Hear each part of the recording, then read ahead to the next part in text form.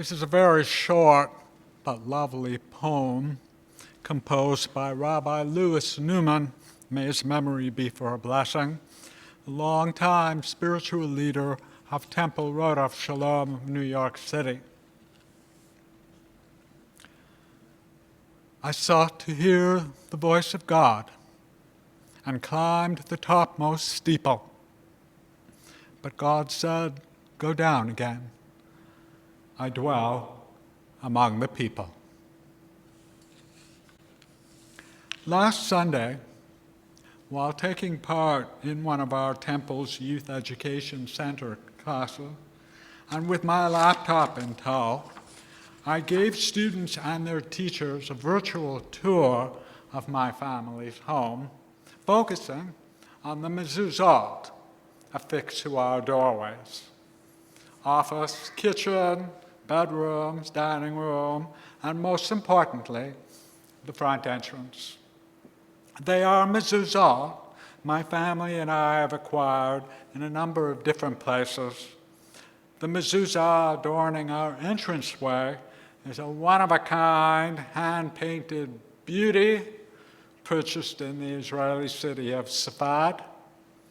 Another with the Shema and Vahavta engraved on its surface, I bought at a Union for Reform Judaism biennial. And two other mezuzot once distinguished the doors of the homes of my grandparents and the grandparents of my wife, Deborah. Our mezuzot cases are works of art created out of metal, glass, ceramic, fabric, wood, plastic. They're pleasing to the eye, and they add beauty to our dwellings. They reflect the passion with which we have collected additional Judaic items, paintings, sculpture, ceramics, not to overlook menorot, kiddush cups, chalot covers, and tzedakah boxes. They remind us at every moment of the Jewish traditions, stories, and above all, the midot, the values that together are the foundation upon which our home proudly stands. Hidur mitzvah, we call it, the beautification of a commandment. The Torah portion for this Shabbat is about beautification, entitled Terumah, frequently translated to English as gifts, but which actually derives from the Hebrew shorash, or root, rum, meaning to elevate. It's a detailed description of the materials our Israelite ancestors are instructed by God to provide so that the tabernacle, also known as the Mishkan, or dwelling place for God in the wilderness, may be built accordingly. Precious stones, metals, the finest fabrics, highest quality timber, and the most aromatic spices, incense, and oils. Only the best from each Israelite as she or he is capable is to be brought forward.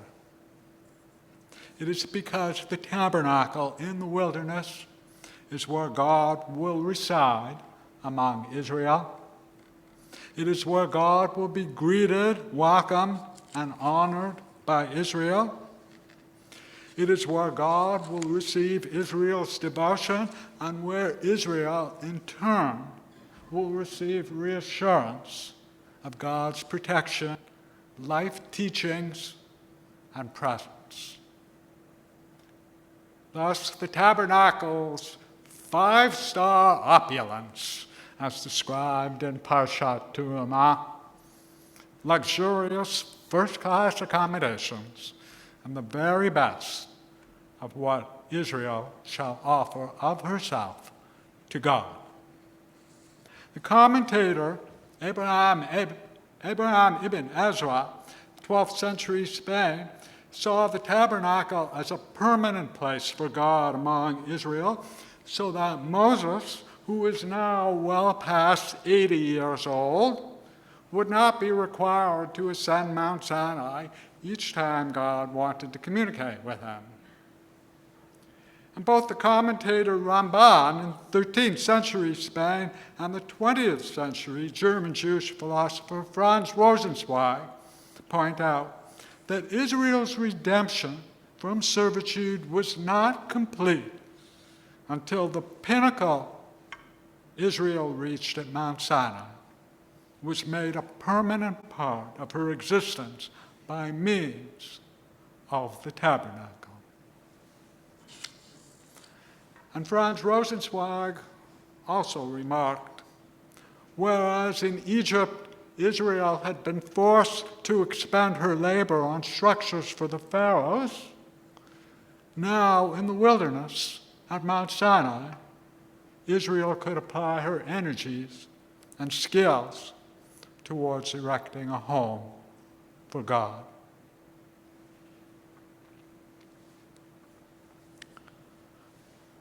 For all the beauty with which Judaica enhances our dwelling places, and for all the ways that Judaica serves to inform for us our Jewish lives in view of the world, the more authentic ornamentation of our homes and our lives rests within how we behave towards each other. To those we welcome to our dwelling places, and in our treatment of those beyond our immediate homes and beyond our immediate communities. Rather than the ornamentation upon our walls, shelves, or within our cabinets, the true gems with which we embellish our homes are not constructed out of wood, ceramic, metal, plastic, or fabric. They are not derived from silver or gold.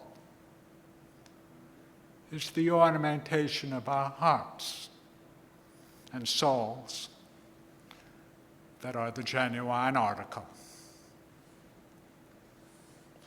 Caring for one another, taking a fervent interest in others' lives, trusting one another, being honest and transparent, carrying one's weight, picking up the slack, being an exemplar, knowing when to speak and when to listen, when to offer advice and when to withhold it, when to admonish as sensitively as possible, and when to offer praise.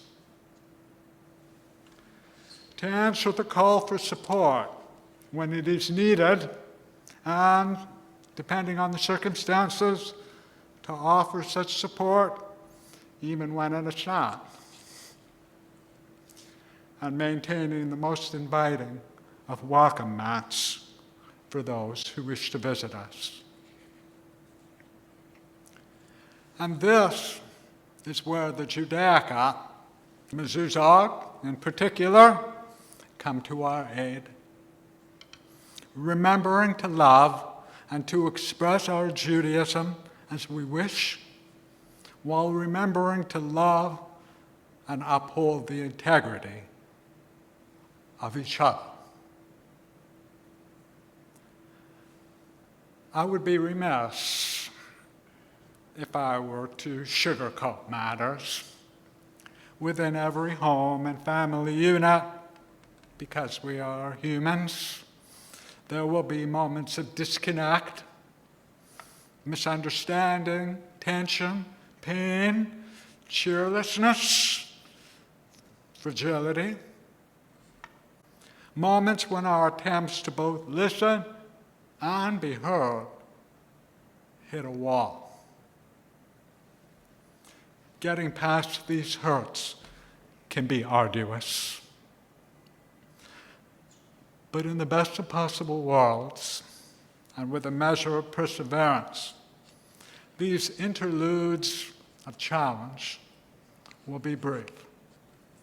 Conciliation and understanding will return.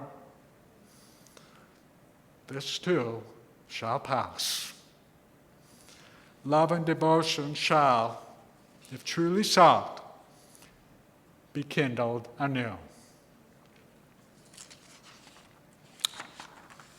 I was fortunate to grow up in a home where, despite an array of challenges, too vast an array to recount tonight, we never lost sight of caring for one another.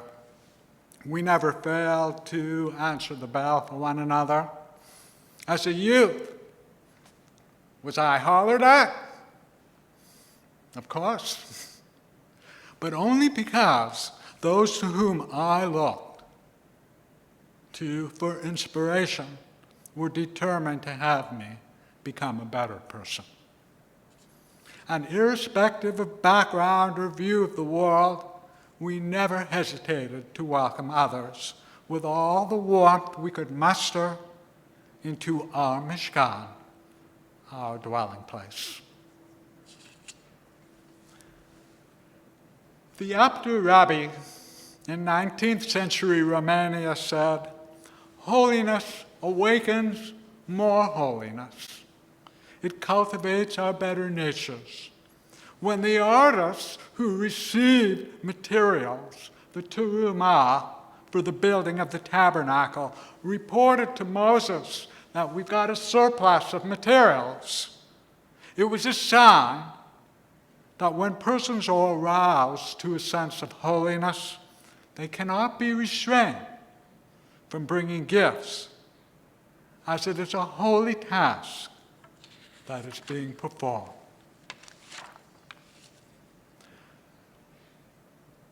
Let us all aspire to imbue our dwelling, work, place, and learning with holiness. And let us not be restrained in offering our terumah, our gifts that elevate us and through which we offer the best of ourselves to others. Ken Yehi Ratzon, may it be God's will.